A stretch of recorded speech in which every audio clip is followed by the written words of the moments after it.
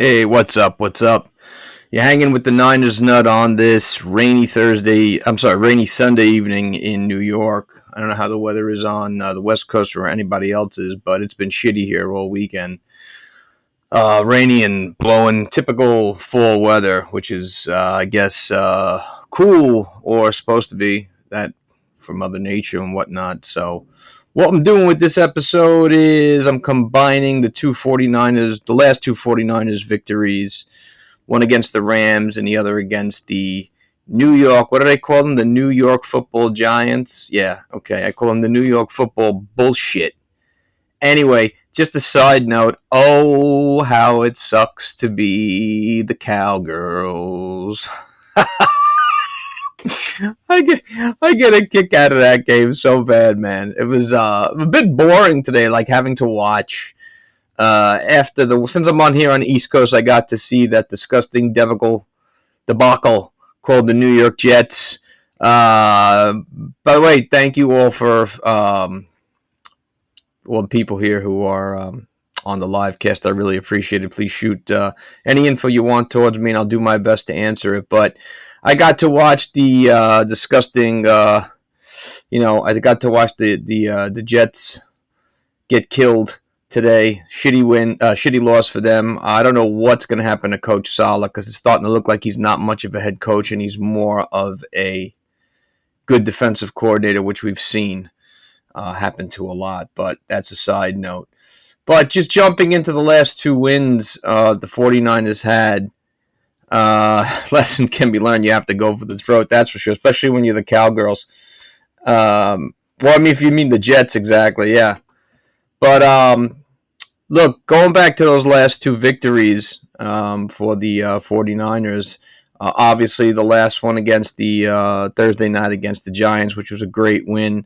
Not maybe the most exciting game, not the best first half. We saw, again, I think, a somewhat rusty Brock Purdy, still trying to get his feet under him. And, obviously it's going to take a few games. We saw Nick Bosa come back to earth, the big sack on Daniel Jones. I thought that was a safety.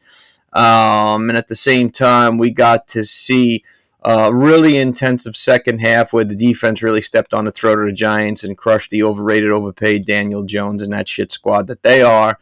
Obviously, they're one player oriented when it comes to Saquon Barkley. Without him, they don't have shit. Nice trying to throw the ball at Darren Waller, by the way. A lot of bad calls in that game both ways. To be fair and objective, it wasn't a roughing the passer on Leonard Williams whatsoever. That was a horrible call. Very good. Many field goals start putting fear in teams. Exactly. You're not scaring nobody. But a great victory. First one at home. Blew out the shitty Giants. I liked what I saw out of, obviously, Brock Purdy got better as the game went on, threw for over 300 yards, had a couple of nice touchdown passes, one to Deebo Samuel, had a monster game. The Deebo we were so used to seeing as usual. Offensive line didn't look as great. I'm a little concerned with them. They got better as the game went on, I thought, but they didn't. They still look a little shaky to me, especially in that first half, and I'm wondering if it has to do with the right side of the line of Colton McKivitz. And I will admit that there are certain times that I start to wonder, are we ever going to do anything about that? Are we going to leave it as is? And hopefully McKivitz catches up and starts to solidify himself. Regardless, they haven't given up that many sacks. The running game has been good as they've been pushing through thanks to the upfront blocking. Pass blocking could be a lot better. But other than the Pittsburgh Steelers game, which I think was perfection, the last two games were a bit shaky. But we got wins out of them. The first one, of course, was the Rams 2 weeks ago, 30-23. This fucking Puka Nacua, dude. What the fuck? I felt like I was like, yo, what are we in the street playing two-hand touch football, running 5-yard outs with this fucking guy? Not taking anything from him. I mean, I give the guy credit. What's he got? 25 catches already, leading the NFL, and Tutu Atwell. That's really, it sounds like a tag team in wrestling. Puka Nacua and Tutu Atwell, and then they need a title for the name. But my credit to them. I think it's all going to change to some extent when Cooper Kupp comes back. But look, I think that the way they were playing offense, the Rams. They were going to get their receptions anyway, those guys, to some extent. Kyle did conservative, but it will do. Yeah, he did. He did play conservative a little bit. I agree with you there. My issue was secondary like every year. I don't know. I like the way the secondary's playing so far, to be honest. I think that they get better as the season goes on, as we've seen happen. Actually, it is the Y9 itself. I don't know what that means, man. Maybe you could help me break that out. For those of you who don't understand what the hell I'm saying and think I'm speaking code, I'm reading some of the comments on the live feed. Yeah, good Rams win, man. It's always good to win in Los Angeles. I like to see that sea of red there, painting that ugly stadium, shutting up Matt Stafford's annoying wife. The defense, gotcha. Thank you. Yeah, man, I don't know if it's the defense. Oh, yeah, you mean the defense is doing everything. Well, we knew that was going to, look, defense wins games, man. Defense wins games, okay? We happen to have the best defense in football, so no matter what happens on offense, sometimes it's really hard to overshadow what we have on defense. But again, I like what I'm seeing on offense. I'm not seeing anything. Okay, yeah, the offensive pass blocking could be better, but I like what I'm seeing so far. And this was without Brandon Ayuk this past Thursday against the Rams. It was a stale first half, man. I didn't like what I was seeing. I thought we were going way too conservative until, I got to say, a ballsy call by Shanny and a ballsy call by Purdy. End of the first half, Purdy goes in on 4th and 1. Big with the goose. Big play. Changed the whole dynamic of the game, and the second half was all ours. Defense came to life. We picked off Stafford twice. Put a little bit more pressure on him, and the defense tightened up. I like what I saw there. I like the way we locked up that divisional win, as we should have. 4-3 is better. I don't know. Although I will say this. It is better when Dre Greenlaw, Oren Burks, and Fred Warner on the field all together, because I liked what I saw out of Oren Burks this past week. He was all over the field. He had 5 tackles. Love Dre Greenlaw, but here's my issue with them. Stop with the fucking dumb penalties. We don't need them. Speaking of penalties, ever since the first win against Pittsburgh, the penalties have gone down, which is great. And again, just always good to beat the Rams and to beat McVay. Short week. We go to Thursday. Started off ugly. Wasn't great. Purdy had some trouble completing passes. We had some trouble. First drive looked good. We were keeping the ball to ourselves, manipulating the clock as we do. We come down. We only get 3.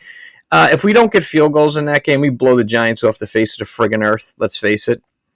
I think the running system is the best in the league. By far, I agree with you. And that's a Shanahan for you.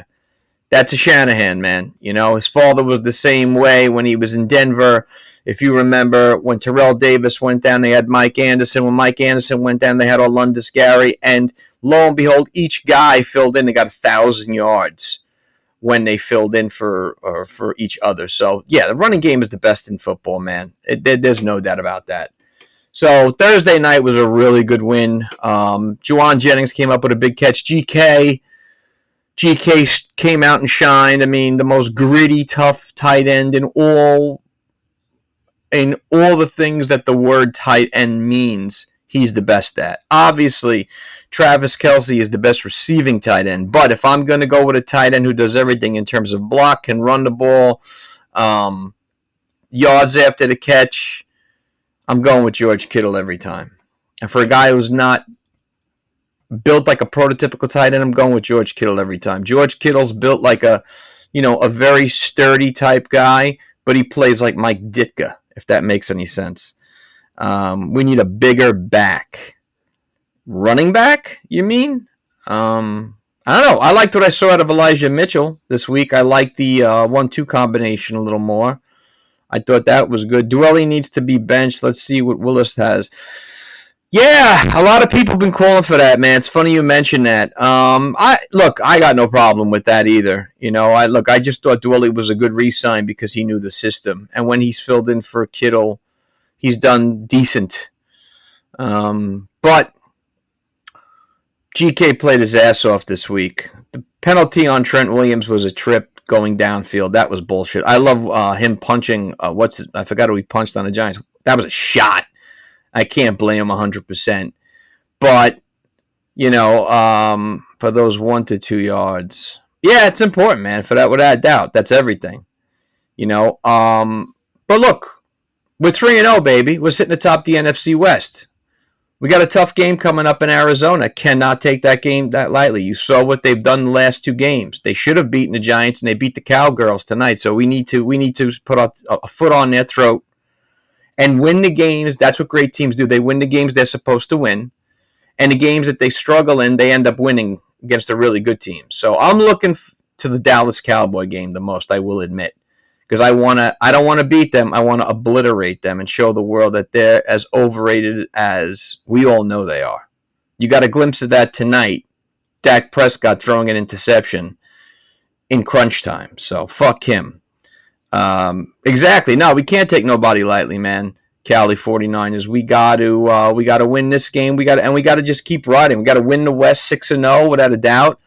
I thought that Thursday night was an opportunity for us to really blow the Giants out. It took a half. It took a half to do it.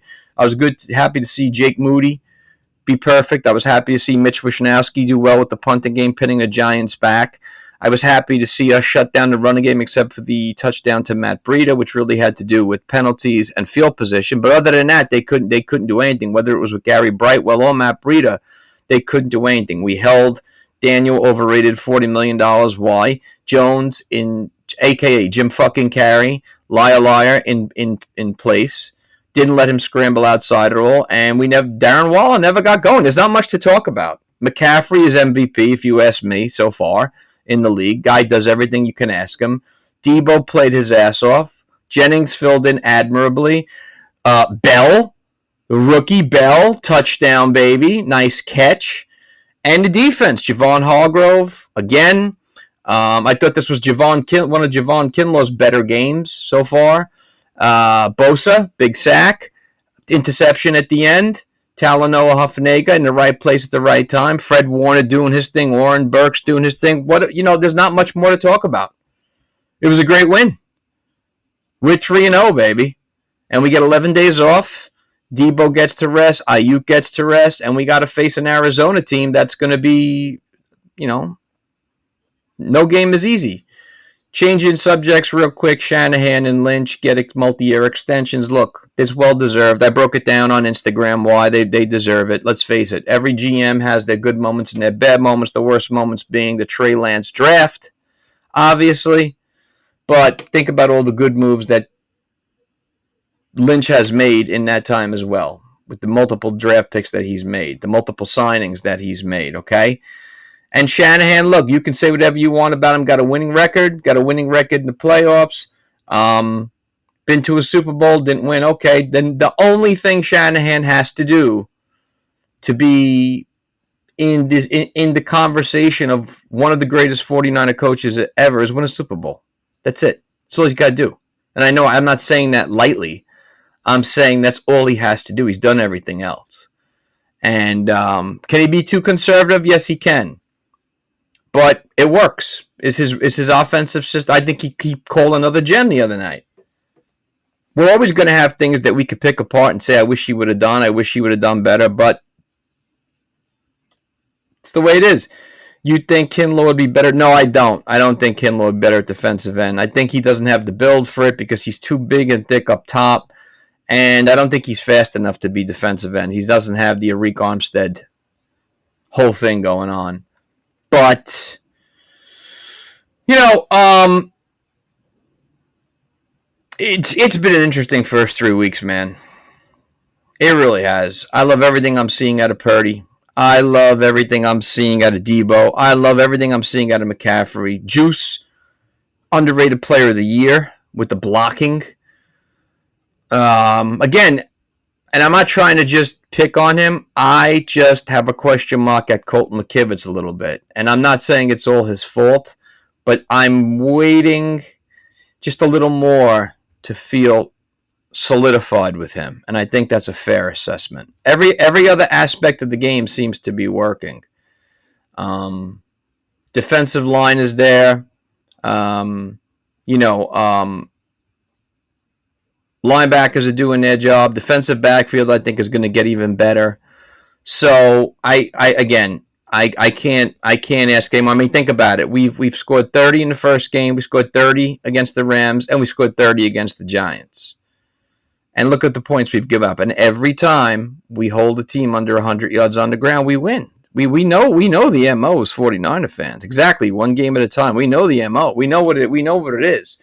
We know how this team operates and what works and what doesn't work. When we play our game, when we do our thing on both sides of the ball, we win. Primarily on defense. When we hold a team under 100 yards, we win. I mean, you go back 2 weeks, even that Kyrie and Williams. All right, he had a good game against us, but he didn't crack 100 yards. So I'm good with that. Now, maybe we didn't play. We played 2 out of 3 really good teams with good running backs. I mean, Saquon wasn't there, but we did face. Well, to be fair, one team with Najee Harris that we held to nothing. But it's going to change. John Connor's coming up this week, and then it's Tony Pollard. So, look, it's early. We got to just be happy with being 3-0 and just focus on the fact that I don't want to jinx anything, but for the most part, we're healthy, and we get 11 days off. 2 very good back-to-back wins. Holding offenses under 100, forcing interceptions, getting to the quarterback, which I want to see more of. And I think Bosa's just getting started. So everything's working out. Like I said, the only thing we have to do now is just win a Super Bowl. That's it. I'm actually going to end the podcast. I'm not going to end my live feed, but I'm going to end my podcast here because I'm running a little bit low on time. But I will be coming back with some more content this week. The live feed, I'm going to keep going. If you're not part of the live feed, please feel free to join on Instagram at ninernutpodcast. I appreciate it. Let me just stop this.